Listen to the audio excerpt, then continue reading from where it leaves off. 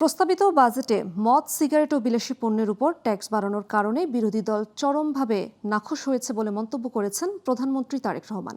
তিনি বলেন, তারা এ বাজেট মানে না দাবি করে মিছিল সমাবেশ করেছে, অথচ নিত্য প্রয়োজনীয় ৬০টি পণ্যে ট্যাক্স কমানো হলো, সেটা তারা কোথাও বলছে না।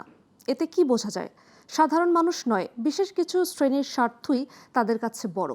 শনিবার কক্সবাজার সদরের PM খালির পাতলি খাল পুনর্খনন পরিদর্শন শেষে তিনি পথসভায় প্রধান অতিথির বক্তব্যে প্রধানমন্ত্রী এসব কথা বলেন। বিস্তারিত থাকছে আওলাদ বাবলুর প্রতিবেদনে। সহধর্মিণী জুবাইদা রহমানকে সঙ্গে নিয়ে সকালে বিমানে ঢাকা ছাড়েন প্রধানমন্ত্রী তারেক রহমান। বৈরী আবহাওয়ার মধ্যেই নামেন কক্সবাজারে।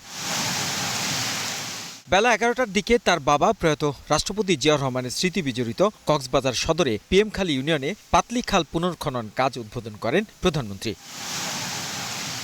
বৃষ্টির মধ্যে তার সাথে কোদাল হাতে যোগ দেন স্বরাষ্ট্রমন্ত্রী সালাউদ্দিন আহমেদও। তারেক রহমানকে এক নজর দেখতে সকাল থেকে বৃষ্টির মধ্যে খালপাড়ে অপেক্ষা করেন গ্রামবাসী।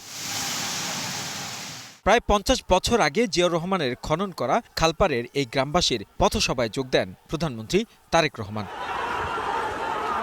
পথসভায় তারেক রহমান বলেন, আগামী ১ বছরের মধ্যে প্রতি উপজেলায় ৮ থেকে ১০,০০০ কৃষকের কাছে কৃষি কার্ড পৌঁছে দেওয়া হবে। এ সময় বাজেট নিয়ে বিরোধী দলের বক্তব্যের সমালোচনা করেন প্রধানমন্ত্রী। আমরা যেমন মানুষের নিত্য প্রয়োজনীয় জিনিসের ওষুধ, বিভিন্ন চিকিৎসার বিষয়ের ট্যাক্স কমিয়ে দিয়েছি যাতে সেগুলোর দাম কমে যায়। যেই বাজেটে ট্যাক্স কমানো হয় সেই বাজেটও বিরোধী দল মানে না।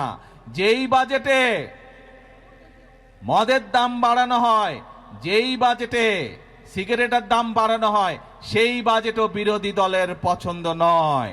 তাহলে এবার বিরোধী দলের উদ্দেশ্য বুঝতে পেরেছেন? দেশের জন্য যারা কাজ করে নির্বাচনে জনগণ তাদেরই দায়িত্ব দিয়েছে, তাই বিএনপি সরকার সর্বোচ্চ শক্তি দিয়ে কাজ করে যাবে বলেও আশ্বাস দেন প্রধানমন্ত্রী তারেক রহমান। অতীতে আমরা দেখেছি জনগণকে বিভ্রান্ত করে অনেকে অনেক কথা বলেছে, কিন্তু জনগণের ভাগ্য পরিবর্তন হয়নি, দেশের ভাগ্য পরিবর্তন হয়নি। আওলাদ বাবলু, গ্লোবাল টেলিভিশন, কক্সবাজার।